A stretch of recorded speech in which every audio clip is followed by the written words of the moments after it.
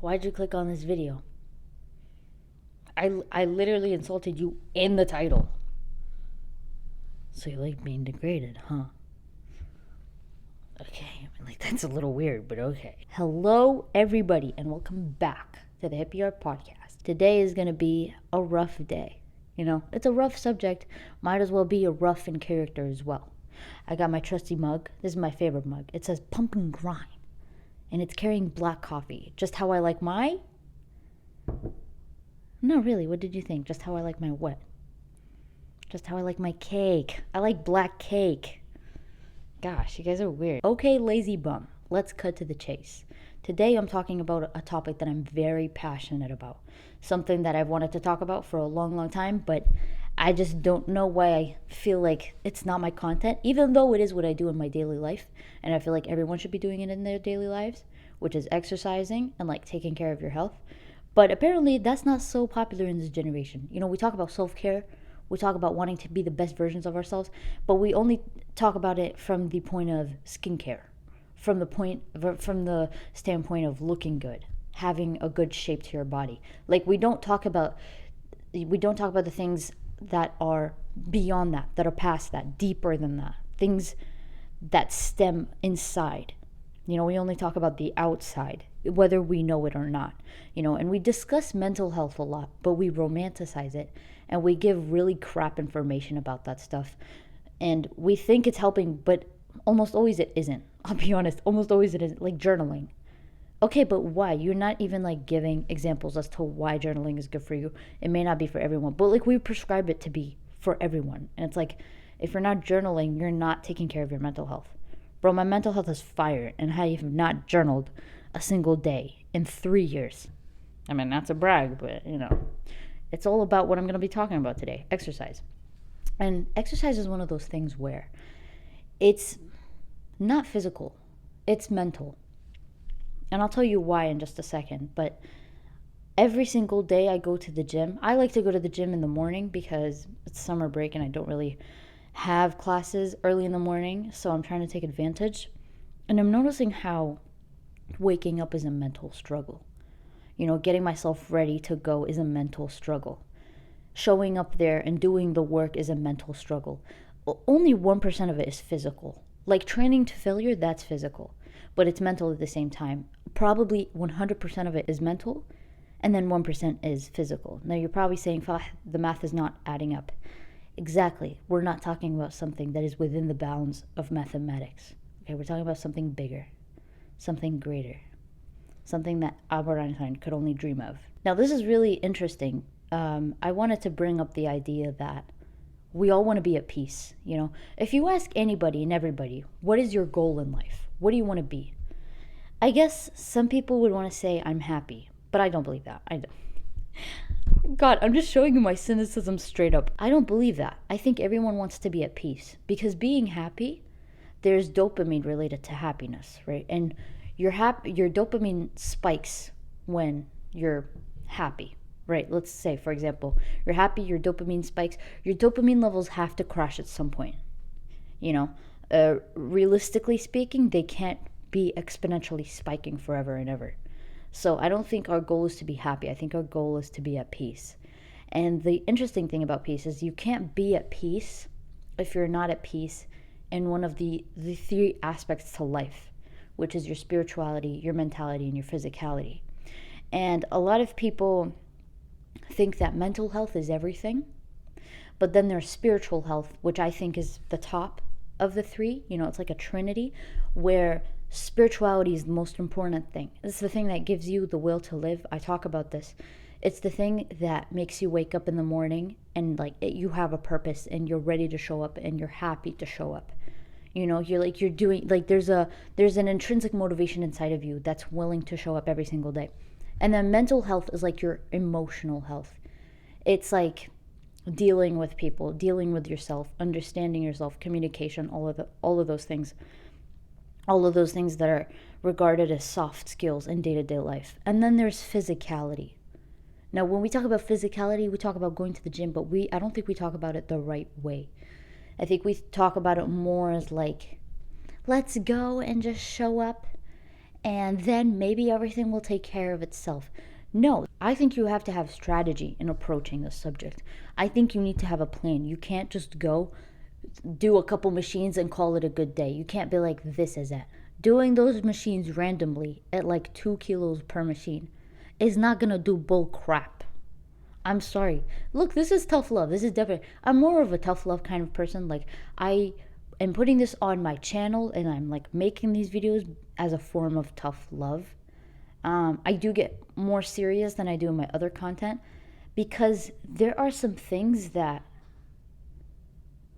something fell in the background. There are some things that you need to wake up to.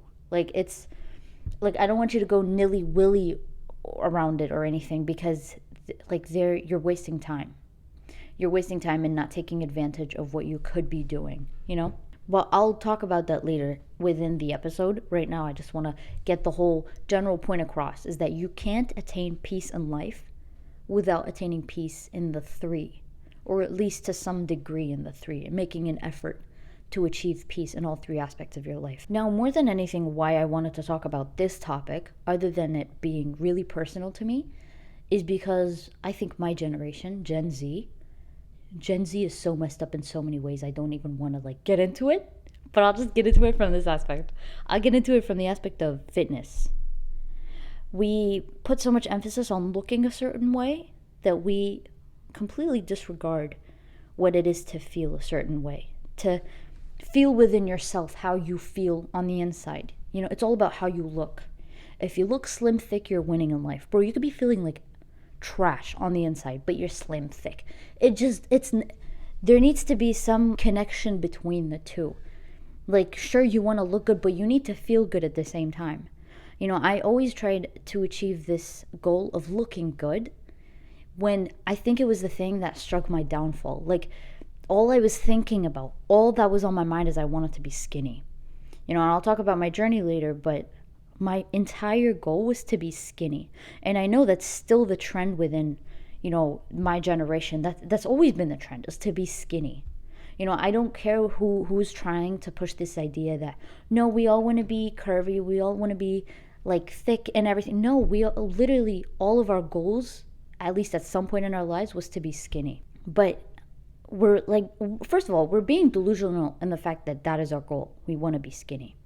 I don't think that should be a goal of anybody in any way, because it's like almost like you're saying, I want to be weak. No offense to skinny people, okay, but it's like saying I want to be weak. Do you know how skinny people feel? Not great. It's not good. I used to be obese and I used to look at them and I used to envy them so much. But now every day when I'm like going to the gym and I'm seeing all kinds of people with all kinds of shapes, I'm seeing skinny people literally suffer in the corner. I'm like, I'm so sorry. I'm sorry. Someone had to say it, okay? But I really see them suffer in the corner. And I'm like, I really need to go and help. Of course, if they want my help, I will give them my help. That's the first problem. The second problem is that this generation and this society as a whole has gotten so delusional to the point where we're not even being true to physical health. You know the movement of, what is it? Healthy at every size or something? I'm sorry. That's bullcrap. That's absolute. I'm not even sorry. Why did I say sorry? I'm not sorry.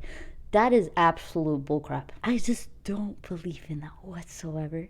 I don't. It's one of the most embarrassing things that we have endured as a society. Healthy at every size, was it? I don't even remember. But in the beginning, I was like, yeah, that's so true. But then, you know, when I was kind of moving from my obese phase, right, and I was focusing more on my health and my abilities and everything, I felt a sense, like I felt a change, a shift in the way I thought, in the way I felt within myself, in the way I was. You know, I'm not saying that your body is everything. It's not. It's a part of you. But I just felt a shift in my life for the better. So how are you, and I can attribute it 1000% to the fact that I focused on my health and I got to a normal weight, an average weight within my height and my weight range. And I just felt better. How do you explain that? You can't justify someone being overly overweight or overly underweight, or should I say underly underweight. That was terrible. That was such a bad joke. You can't justify them as having a good quality of life. I don't think you can. Of course, I'm not saying they're completely unhappy and they're depressed and everything. No, not necessarily. But what they're doing, their lifestyles and the way that they're treating their bodies and what they're putting their bodies through, that's literally taking peace away from them. You know, whether they like to convince themselves or not, that's not the point. The point is there is reality and then there's delusion. And I think most of us are living in delusion. We're just like, we have succumbed to laziness as a society. We've succumbed to feeling like doing what we feel is like comfortable, doing what we feel is right in the moment. When doing what you feel is right in the moment is probably what you shouldn't be doing in the first place. So we've completely normalized like this lazy lifestyle. You know, and we've put such an emphasis on certain body types that we like praise and we all want to have. So I feel like we're living the worst of both worlds. Shout out to Hannah Montana though. I mean, best of both worlds for real, you know? Gosh. And then at the same time, I get that there are people that have gym anxiety, and a lot of us associate the gym in like metal in the weight section.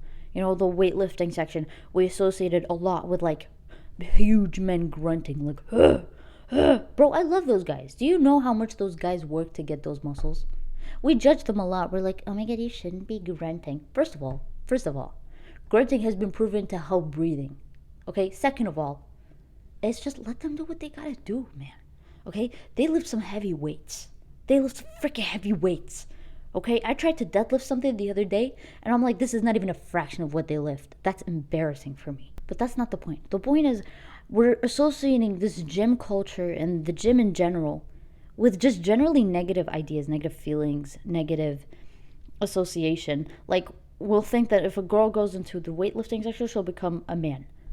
That's one of the, I don't know, I'd like to say one of the biggest, fattest myths to exist. She's not going to be a man. She's going to be, you know how women use the word toned?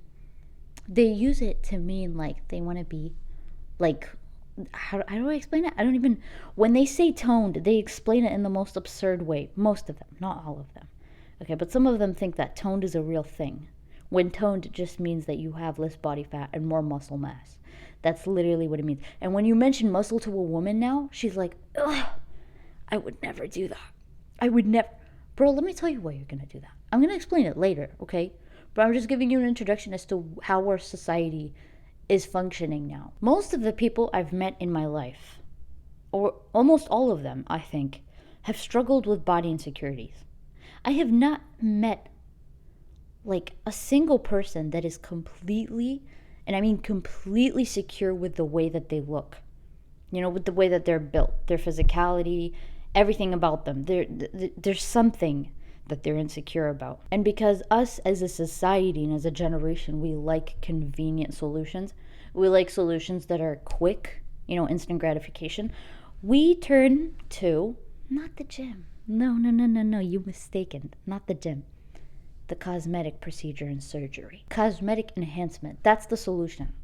The solution is, if you want a big butt, it's okay. Just go get a BBL. Of course, you would be risking your life, but you would have a Kim K butt, and I guess it's worth it. It's not worth it, okay? But we like these immediate solutions because it's just too much work, you know, going to the gym and all of that stuff. It's just too much work. But here's something about the gym. Most of the gym is not physical, it's mental. Okay, going to the gym, showing up, lifting those weights, it's all mental. So what you put in the gym, like you take that behavior, you take that way of life, and you apply it to your own life. Like life itself, you know, in work and family, all of these fields in your life, you apply that same form of discipline, that same, you know, behavior of showing up, the same habit. You know, there's something called the art of showing up, where it's like, if you're not feeling it some days, at least just show up. You know, and you can see the decline of that specific habit in our society. Like, people just don't want to show up. Like, they're not feeling it some days, and they'll excuse that, and then it will degrade with time. It'll It'll add up with time, those not feeling it, and they won't show up those days. But what they don't know is that those days are what actually truly build you. Those days, I call them golden days, because whether or not you want to show up, it's not about you doing all of the work. It's about you merely showing up. Why? For yourself. You're coming to the gym and you're standing firm on your feet and you're saying, I'm here because I want to be better. You're not saying, I'm here because I want to look amazing and, but it's so much hard work. No. I'm here because I'm dedicated to myself. And a lot of people, I think they have this mentality of, I need to go to the gym to look good. Go get a BBL, no one cares. But you show up to the gym not to attain a certain body, it's to attain a certain mindset. To attain a form of discipline in your life. I'm seeing that every single day. I wake up at 5 a.m., 4 a.m. every single day. Because Fajr is really early now, and it's hard to, you have to wake up early, you have to sleep early to wake up early. And I try to stay awake so I can go to the gym right after. And I'm seeing every single day that every day that I don't go, I'm I broke the streak. I don't know how to explain it. Something inside me breaks a little bit, My goal isn't to look a certain way. My goal is to make my life a certain way. So when you think of the gym, don't purely think about it from the standpoint of how I'm going to look after going to the gym. Think about who you're going to become after. It's who you want to become, not how you want to look like. Because there's so much more to who you are than how you look like. We all know that. We all know that the inside of a person is much deeper and more important than the outside of a person. Now, with my story, I grew up obese. I'm talking severely obese. I was sent to the school counselor because they were worried about my weight. They were like, Farah, you're really fat. And I was like, okay, that's great. Thanks so much. Guys, thank you so much. And I posted a TikTok about that. And I know a lot of the comments were there to defend me. They shouldn't be doing that to a kid. And I agree. I mean, the way they went about it was just not the best. But at the same time, you need to understand that you want to set kids up for success. Not by traumatizing them, of course, but you want to ensure that they have a good lifestyle to start with. You want to introduce them to all kinds of sports. You want to introduce them to movement, all of that stuff. And I actually loved movement. I love sports, but I also loved food. I loved moving. I loved basketball, everything. I was a very active kid, but my mom made the best Arab food ever. So it was bound to happen at some point, honestly. It's not even up to me. It was all genetics. I feel like I'm giving myself excuses. Excuses. It wasn't excuses. It just was how I was, okay? I loved food. And I remember at some point, I was just so fed up. And my first goal, obviously, was to get skinny. Because growing up, especially as a woman, when you go through puberty, going from a girl to a woman, you are exposed to all of these negative emotions. Jordan Peterson talks about that a lot, where a girl transforming from a girl to a woman, where we experience all of these negative emotions. And a lot of it is comparison. I saw myself comparing to girls all the time, and I saw myself comparing the way we looked, the way we were in terms of our physicality, the way our faces were, the way my hair was compared to theirs. Of course, now I don't because it doesn't matter, It was really getting to my head. It was really drilling inside my head, I need to be one of them. I need to be skinny. This is not fair, Why am I fat and they're pretty and they get all of the attention while I'm here looking like a dude, looking like a 5-foot dude with a foot for a face? Guys, I was not pretty when I was obese. I'll be honest. I'm not even gonna put a picture. You can imagine, okay? Really, really puffy cheeks, and my eyes were sunken in because of how much fat there was on my face. It was not a pretty sight, It wasn't. And my mom always felt she always felt sad for me, as all moms are.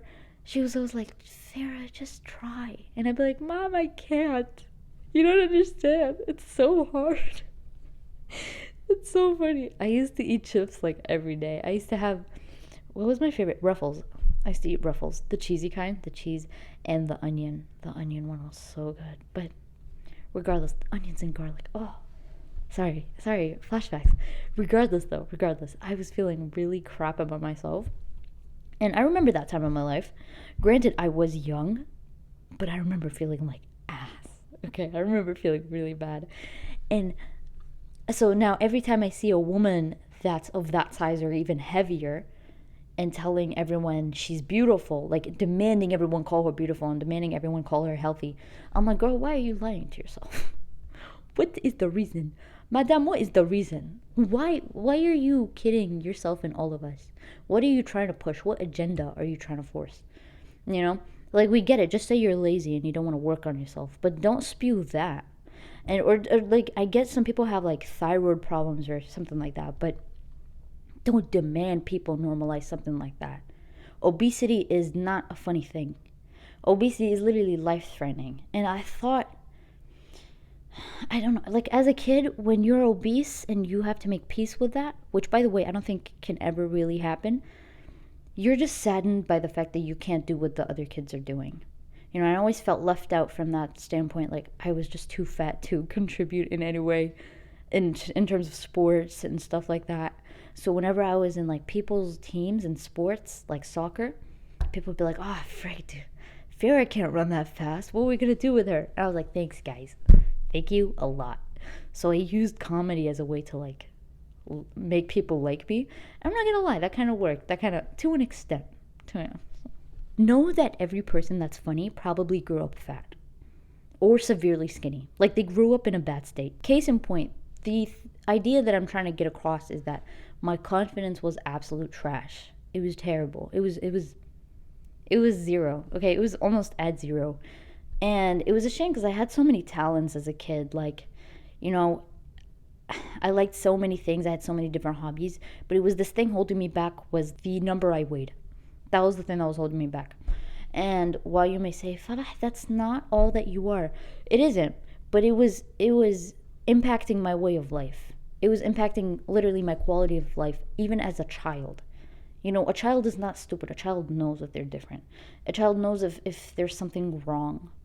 You know, and there's something that needs fixing. I think children are more honest than adults. Actually, no, that's a proven thing. Children are just more honest. So back then, when I was more so a child than an adult, you know, before really the effects of puberty, I was honest with myself. I was like, I have to lose this weight. This is not normal.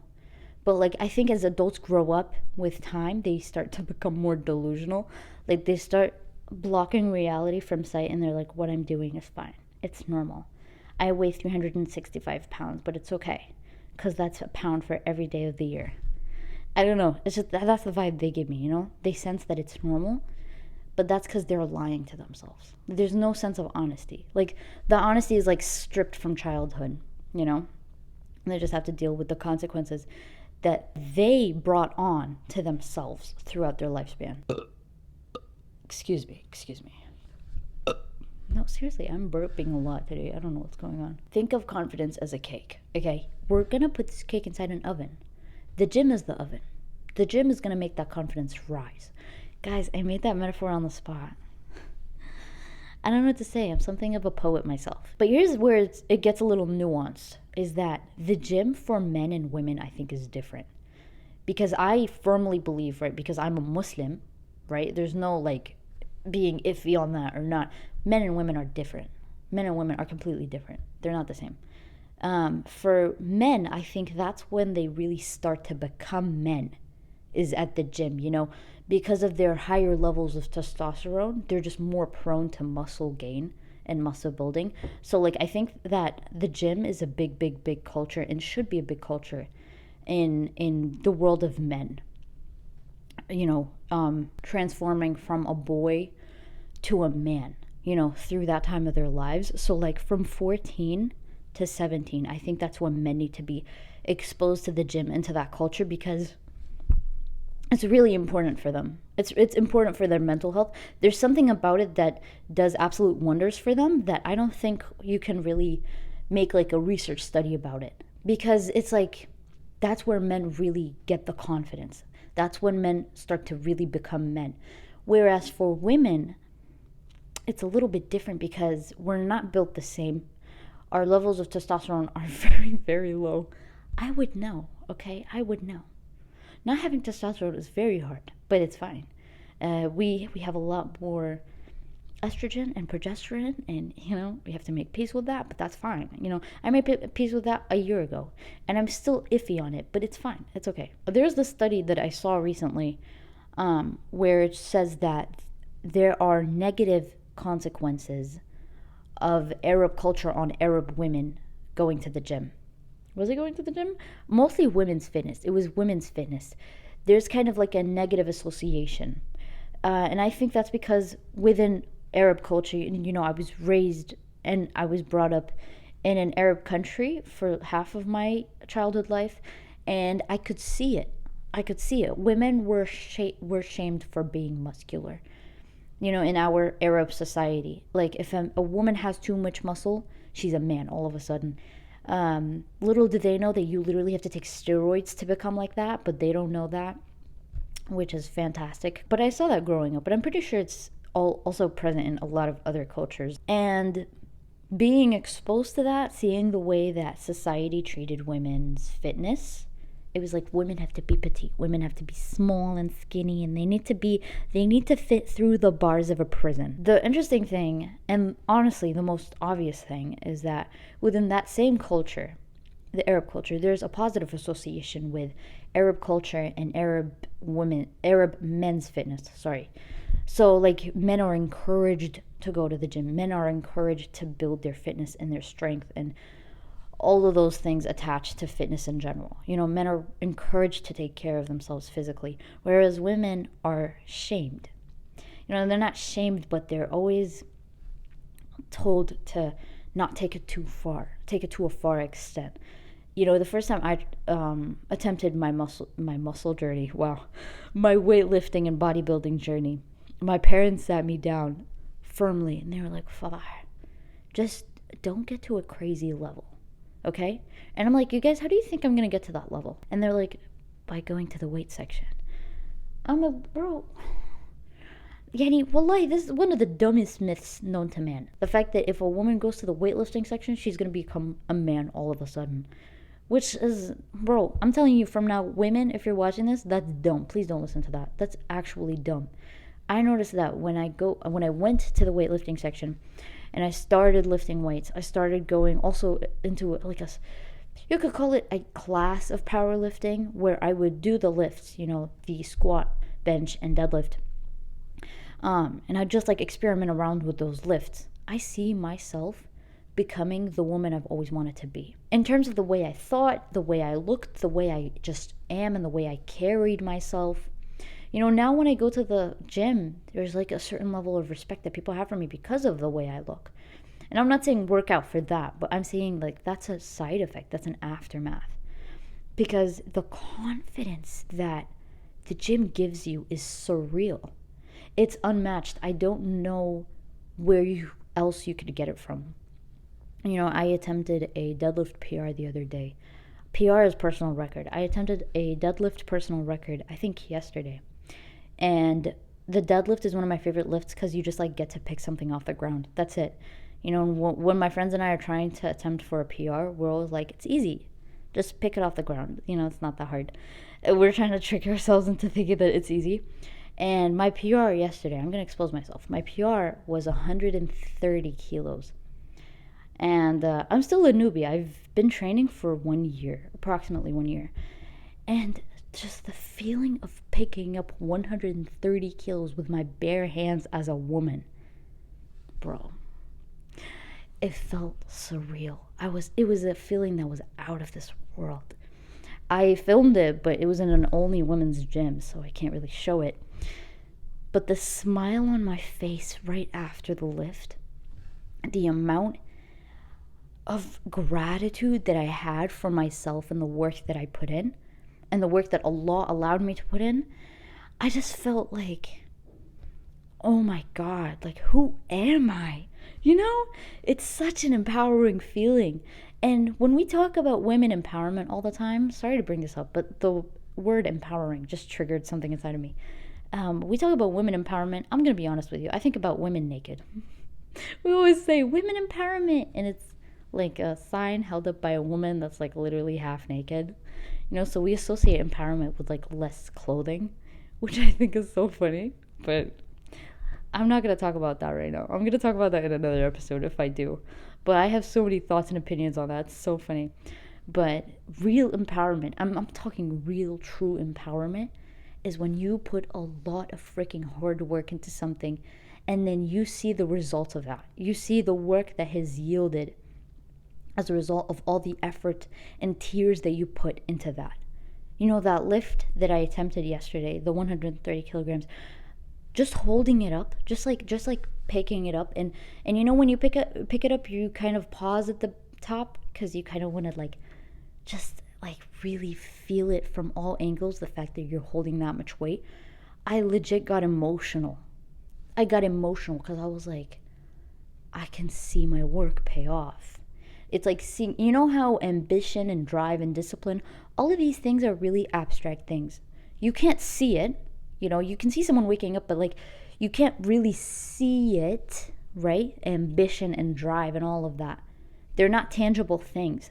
But at that moment, on top of my lift, when I was holding that much weight, I felt like it was the most tangible thing in the world.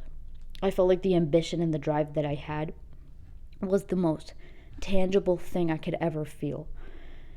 And I just feel like I wanted every woman to experience that. When I lifted it, I was like, I want every woman to feel this empowerment because it's out of this world. That's why I have so much respect for women that go into the weights section and that do what they do. And I'm not talking build to look like a man. I'm talking build to look like a strong woman. There's a difference. Men have a set, clear goal when they go into the gym. With women, it's like, okay, it might not be about muscle, but it can be about what you never thought you could do. But you get to do it. And you show up. And you show yourself it's possible. I think that's the most rewarding thing that comes out of the gym, and that not many women get to experience it. And it just, I don't know, it makes me a little frustrated thinking not many women are going to get to see this or feel this in their lifetime because of the preconceived conceptions they had about the gym. Now, the gym obviously has its benefits, right? We talk about how the gym helps you in your mind and your body. It helps you with your mental and physical health. But the thing about the gym is I think it's more than that. In terms of the mental health and emotional health, it is literally like an antidepressant. I don't know if there are people struggling with depression, and it is a really hard thing to go through in life because it feels like, what is there to do? I feel like I don't want to be here. It's a mix of really negative emotions intertwined into one massive crappy emotion, and the fact that you just don't want to be here and you don't want to keep on existing. But the gym is it has been proven in multiple studies, I think. It has been proven that 12 consecutive weeks of exercise can act like an antidepressant medication. Now, it's not going to probably help you all the way throughout with your depression, but it can be a big, big help in giving you at least a drive and a purpose. And now the gym for me is not like that. It's not my drive and it's not my purpose, because my purpose, I feel, is to worship Allah as a Muslim, and I think all Muslims should have that. But for non-Muslims, it's at least that one thing in the day that they can be confident about is that they're going to show up that day. They're going to show up every day for themselves, So it's a really good way to get yourself out of a rut. And when you show up for yourself, you're proving to yourself, okay, this life is going to be less bad. I guess this life is going to be good because I'm showing up for myself. I'm here for myself. I'm listening to myself. I'm doing this for myself because out of the love that I have for myself, and not from a narcissistic standpoint, but more so from the standpoint of caring for yourself. How a mother cares for her child? That's kind of how I see it. When you go to the gym, it's kind of like you're taking care of yourself in that way. You're doing it to sustain your life. You're not doing it out of narcissistic tendencies. And you're not only taking care of yourself in the moment. The gym is kind of like where you're investing. You're investing in your body, quite literally. Because it's not going to show up, the results are not only going to show up now, And I mean, like, not now, but like the delayed now, like say in a month or 2 months. But you can literally see the results years from the point of now.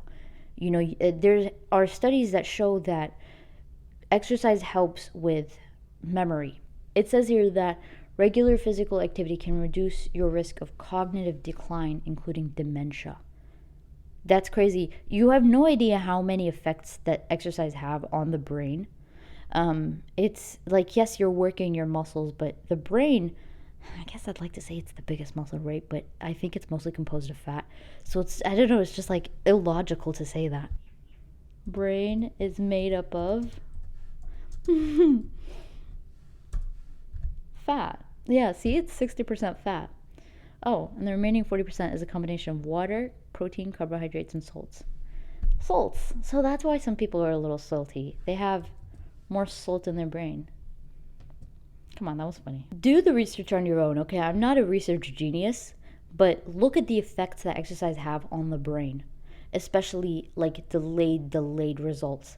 Like the results that come to you, that show up for you when you're 80 years old. You're going to see your cognitive abilities are better compared to those around you. Your memory works better. Just the way you are, your quality of life is literally better. And that's all from just regular exercise. If that's weightlifting or running or a combination of both, you can do hybrid training. But just incorporating this thing into your day that won't even exceed an hour to just show up for yourself. I can't stress it enough how important it is.